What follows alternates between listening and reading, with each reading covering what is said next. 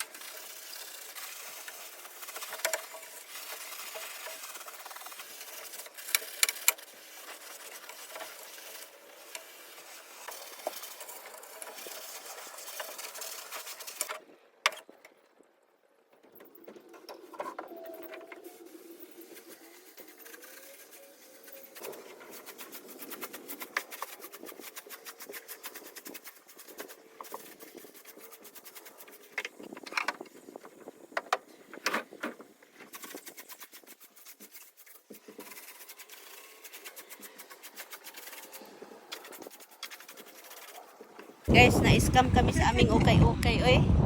Nag-ukay-ukay pa kami. 21 lang sa akin, babe. 21, bakit sa akin 20? Na-scam ako guys sa ukay-ukay, guys. Akin 3 lang pero ang nabayaran ko is 20. Sa akin, 6, pero 21. 6 niya, 21 sa kanya. Di ba 27 sabi niya, tapos sabi, gusto mo 21 na lang, sabi niya, uy, sabi ko, di ba? I-round off man. Oo. Hindi, round off. 20 man yun. Bakit? Baka hindi ka na round up, baka napunta ka sa ano. Hindi yung round off, parang ikuan ba. Pero na-scam talaga ako guys. Uy, kaluka naman. Na-scam siya, guys. Napangaba. Ukay-ukay man, ito na-scam ako. Pero 20 maganda yung nakuha niya. No, $20. Kaya nga nagtanong na doon, rinig mo, nagtanong ako. Oh, mas sorry. 5.99 sabi. Doon kay ka mag-drive day. Hindi, lagay ko dito ba? Sige. Oh, doon na lang sa harap. Okay. Naluka naman ito eh. Nay, Brenda, oy. Kasi tignan mo, babe. Oh, Isa uli ko to, be. laki. Maybe. Isa uli ko to, oy. 20 lang actually, tapos yung tax 82. Hala. Kasi yung dalawang ladies t-shirts, 8 lang siya. And then 5.99 yung kay Marlon. Yung tatlong blue pants, tagto $2 lang. Hala. Tingnan mo, $6 lang. Ang akin, tingnan mo nga, oh, tingnan mo. Kasi ano, So, hindi tingnan, siya color coding. Oo, yung jeans mo, $7.99. Tapos yung dalawang ladies, $12 na siya. Ano ba to, be? Scam lagi, be. Alam nila guys na marami siyang pera. Hindi kaya ay buang niliscam man, ba? oy. Guys, wala na sa ganda. Ulian mo nga ako, sabi mo $4. Sabi mo 3. Sabi ko kasi ako na magbayad, kinuha-kuha mo. O, di ba? Kaluka ito, eh. No, guys. Ipakita ko sa inyo guys itong ano ha. Tignan nyo guys. Pakita yung mo. Ito guys. Pang ano ko lang, pang araw-araw ko lang guys. New pa naman. Ito guys. Ano yan? Banana Republic. Banana Republic. Sa akin din, T-shirt. Banana Republic. Tapos, ito Anong naman, brand? Gap. Gap siya guys. Oh, Gap Kasi na. makikita naman natin kung naisuot na, di ba, nagbulbul-bulbul dito. Tapos, ano guys, $2 lang yan, B? $2 to. Abnormal maning ang sa akin ay. $2 din. Labot ang Banana laki, B. Republic. Kasya sa'yo? Oo. Sinukat ko. Ito kasi stretchable, be. Mas maliit pero stretchable. Tapos ito din, hindi ko anong pangalan. Old something messy something. Kasya? Kasya. Okay. Ayan guys. Ako na-scam talaga ako. Na-scam siya ng ano guys.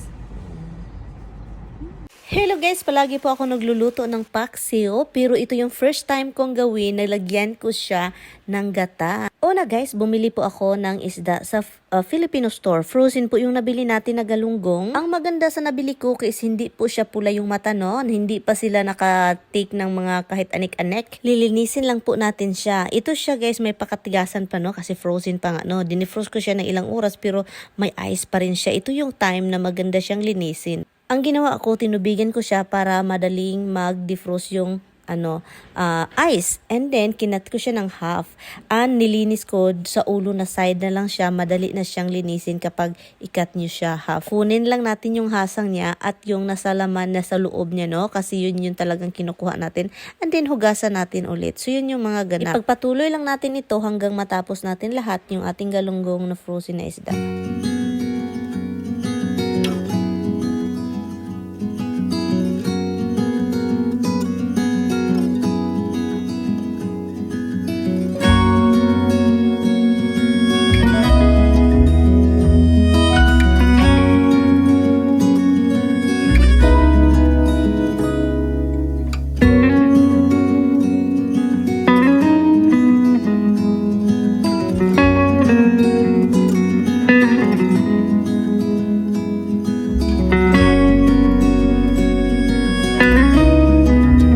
So yun na nga guys, tapos na tayo sa pagkakat, paglilinis ng ating galunggong, ilagay na natin siya sa kaldero. Habang naglilinis ako nito guys, iniisip ko kung lagyan ko ba siya ng gata, no? Kasi talagang first time ko, hindi ko alam kung tama ba yung mga ginagawa ko or gagawin ko sa paglulutong ito. Pero gusto ko talaga matry kasi kahit saan sa internet, sa YouTube, ang dami na pong naglalagay ng gata. First time kong talagang gawin ito at hugasan lang natin ito mga ginagamit natin.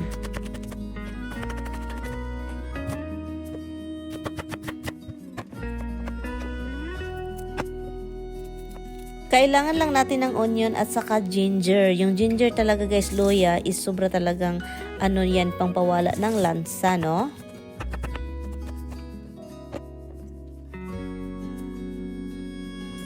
Nilagyan ko din siya ng kulikot. Kung sa Bisaya pa, iwan ko kung kulikot ba yun sa Tagalog, pero yun kulikot. Nilagyan ko siya ng oil, sa Bisaya talaga ito na paksiw guys. Lagyan ko din siya ng suka, maraming suka. At saka lagyan din natin siya ng toyo at lemon juice.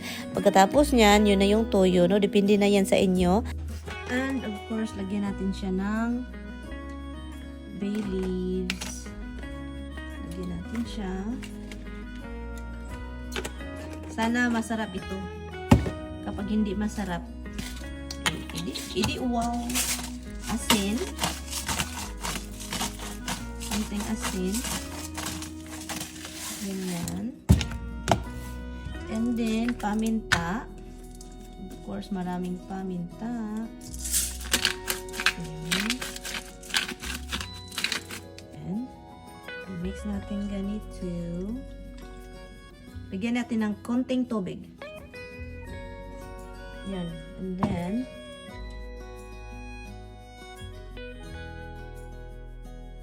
ito na siya guys, boiling na siya, no? Binabantayan ko lang siya kasi kailangan ko siyang i-move para man equal yung lasa niya. Kasi yung iba hindi talaga siya na ng ating sauce na dyan. At next is malapit nang ubos yung iyang sabaw, yung sabaw niya. So hintayin lang natin siya guys na mawala talaga yung sabaw. At yung natira is uwi na lang parang pina-fry na talaga siya.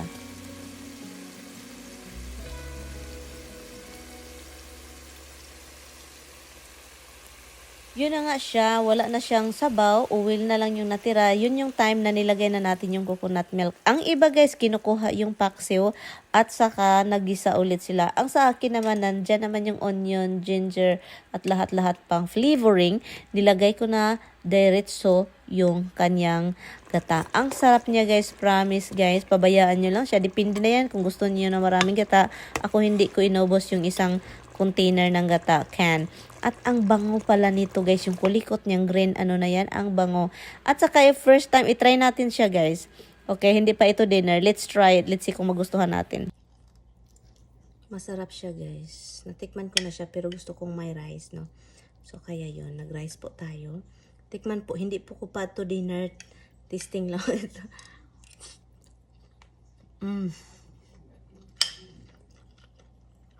Ang sarap niya. Grabe. Ang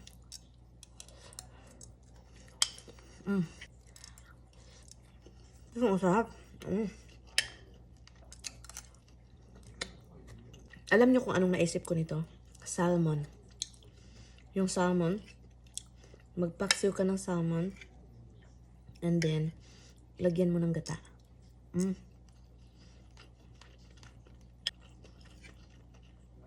It is really good.